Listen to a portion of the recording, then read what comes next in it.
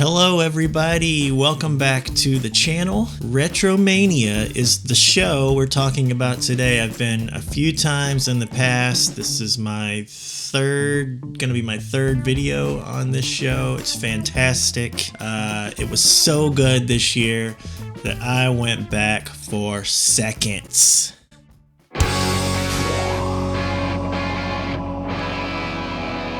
Alright, so this event was in New Braunfels, Texas. It's about an hour from Austin. Retromania is in a few locations. There's two in Texas at least, maybe more in Texas, and there's a few in other states. And I gotta say, this show was so good, and I went in with some very particular goals.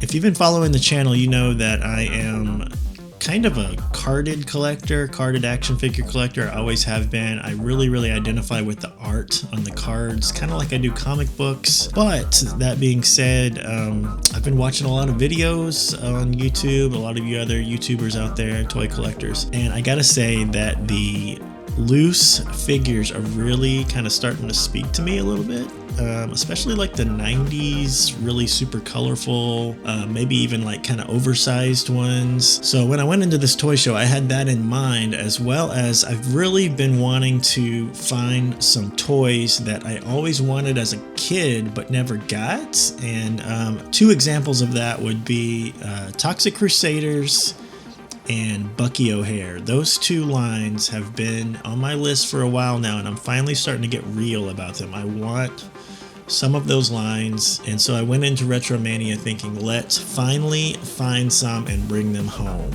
So the fam and I jumped in the car. We drove the hour down to New Braunfels. We got a hotel. We made a whole thing out of it. It was super fun. I'm so happy and thankful to have a family that enjoys doing this stuff with me, because they really do. My wife's a collector.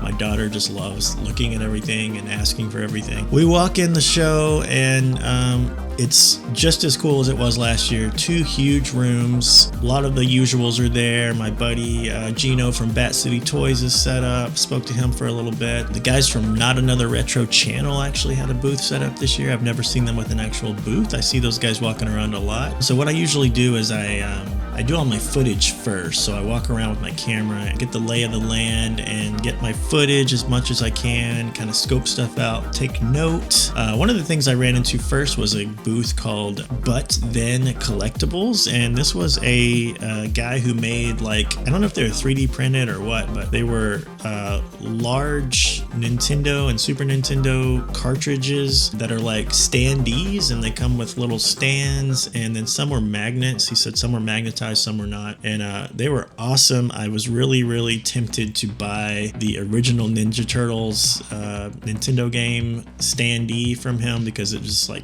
I love the art on that. About the time that I kind of wrapped up on the filming part, I managed to find my family, and they were over looking at a specific booth. It had like little horror things. It had like lots of little figures and some books, and they had this one cabinet that was filled with Happy Meal toys, and I've really been on kind of like a Happy Meal kick lately, especially if they're like McNuggets or Halloween related. And so a couple of little figures caught my eye, and I ended up grabbing those, and I'm so glad I did. And these were the what I want to be for Halloween McDonald's Happy Meal figures from '95. I think these came with cassettes. Here's Grimace in the ghost costume, and this is Ronald in the Frankenstein costume. And if you're not familiar, these things come apart. So there's the figure on the inside, and then the costume goes on the front. So really cool pickup. You're gonna want to stick around through this video, people, because I spent money this time, and I know usually I say, like, I didn't have any money, I didn't buy anything, but please stick around, because I actually bought quite a bit this time. Suddenly, as we're leaving that booth, my nose picks up a scent. It's a scent of a color. It's a specific color. What color is it? I think it's yellow. Following, pick up a scent. I'm close. What is it? It's a yellow color. Don't ask me how my nose smells colors. It just does. And then I see it, and it's cheap, and it's mine, and it is a packaged, although I've unpackaged it now, Dick Tracy book cassette combo This is Everything Comes Up Blank. It's part 2 of a 2-part series. You read along and you listen to the cassette, and check out this cassette, people. You ever seen a Dick Tracy yellow cassette tape?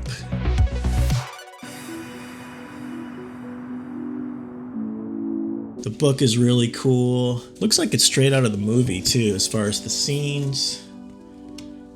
You should know if you watch the channel, but if you don't, I am a massive, massive Dick Tracy fan, and I can physically sniff it out. If it's in a room, I'm gonna find it. We're getting close to being done for the day on Saturday. I still know that I want to buy some more, but just kind of wandering around, I come across this other booth, and it's one of those booths that I particularly love. It's the ones that are just like a total mess. Everything is just scattered and thrown and like piled, and you just kind of have to pick stuff up and see what's in there. Lots of treasures usually unveil themselves as you do that. And so they had this one little glass case box thing that I was looking through, and it was literally filled with junk. In that junk, I saw definitely a few prizes. And so the guy was like, he saw me looking at it. He was like, "Do you want me to open that?" So he opened it for me, and I just went to town. I grabbed like 5 things. I only ended up buying 2 in the end after he kind of gave me the prices, because he wanted a little bit more for this stuff than what I was expecting.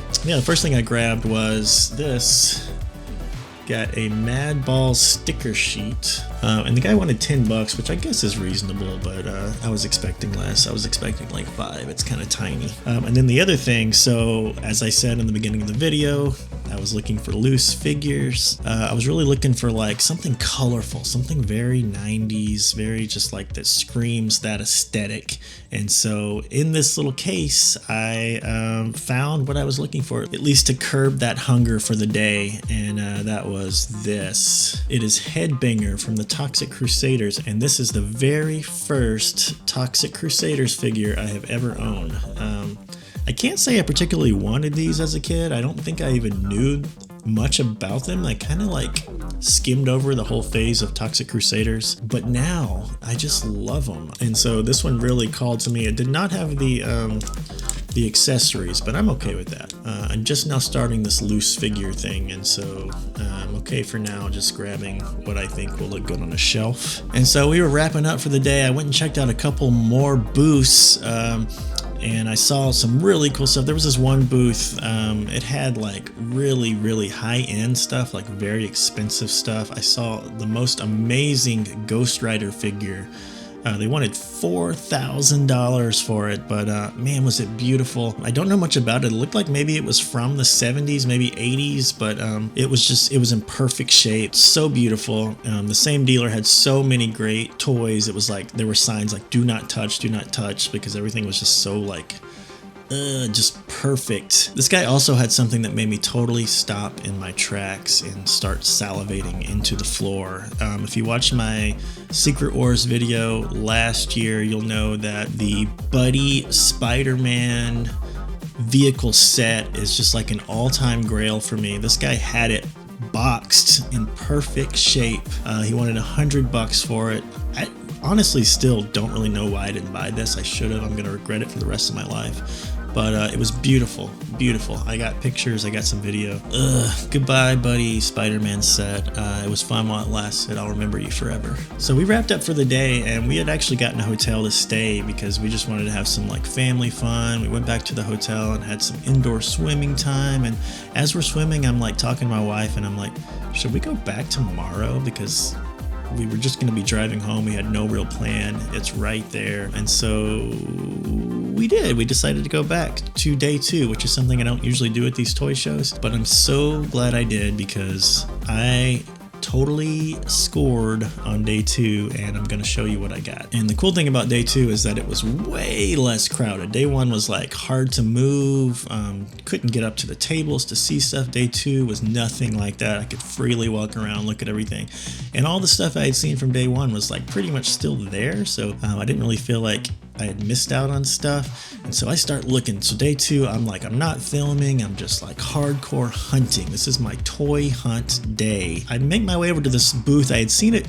the day before and I hadn't really looked super hard, but I made my way over, and this booth was amazing. Everything was in perfect shape that they had. Everything was boxed up, and then the prices weren't too bad. And so I was like, I think this is the booth I'm probably gonna buy something from today, but I wanted to like kind of weigh all my options. I come across another table. This guy has got like super awesome like board games that I've never seen before. Lots of boxed up play sets and vehicles, and something I had never seen in my life before. I don't even know if I knew this was existed. This guy had a Secret Wars Doom glider. I think it was sealed. He wanted $150 for it. I looked at that thing for like 10 minutes just staring at it. In the far back of room 2, there was a guy. He had a lot of bagged up loose figures. They were just loose, and there it was. There was a huge bag of Bucky O'Hare figures, loose. I asked if I could open it up. He said yeah. They were in really nice shape. They didn't have that like sticky 80s and 90s stick that a lot of these figures have. You know, I didn't really want all the characters in there, so I was like, would you like split these up? He was like, no, I want to sell them as a set. I asked again a little bit later. I was like, you sure you won't split these up? He's like, I really want to keep them and just move them like this. So I was like, okay, well, so I got that in my head. Went back over to the table with the cheap pristine stuff. So they had a Toy Biz Captain America car. I had that as a kid. He wanted $75 for it.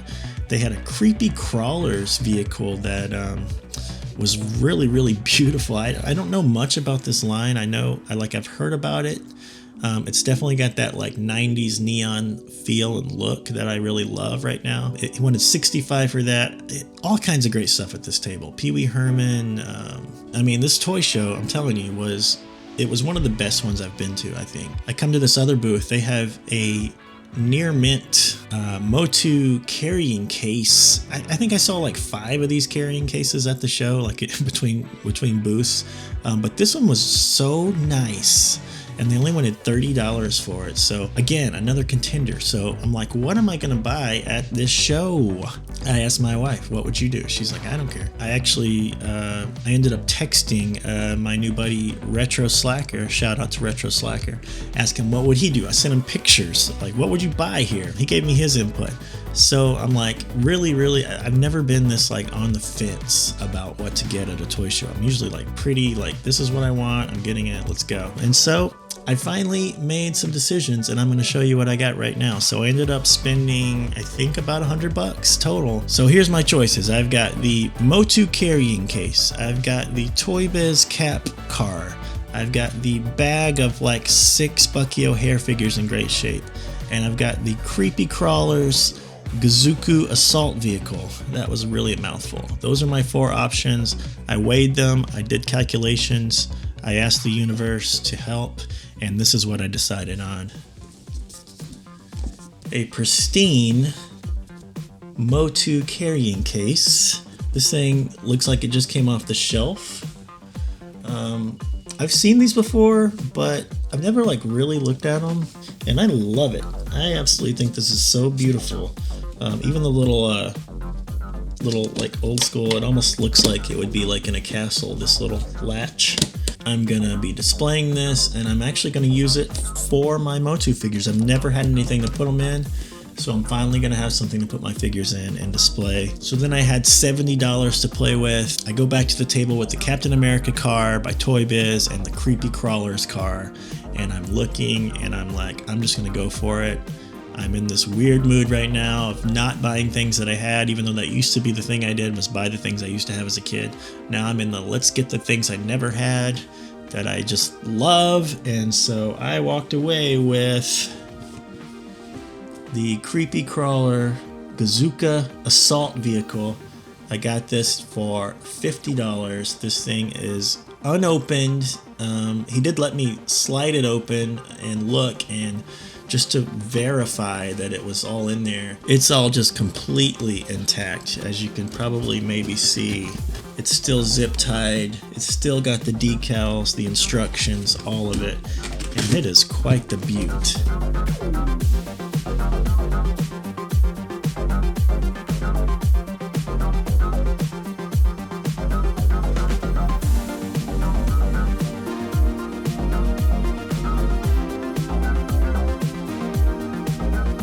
that is it, everybody. That's what I got at Retromania 2025 in New Braunfels, and I walked away, I feel like a winner. I feel like it was a success. I got some cool stuff, and you know what I got to do now is I need more storage in my office. I think I'm gonna have to figure out something there to get this stuff on display, maybe for another video. But that's all for now, everybody. I hope you enjoyed this one, my first video of 2025. Have a great one, everybody. I'll see you in the next video.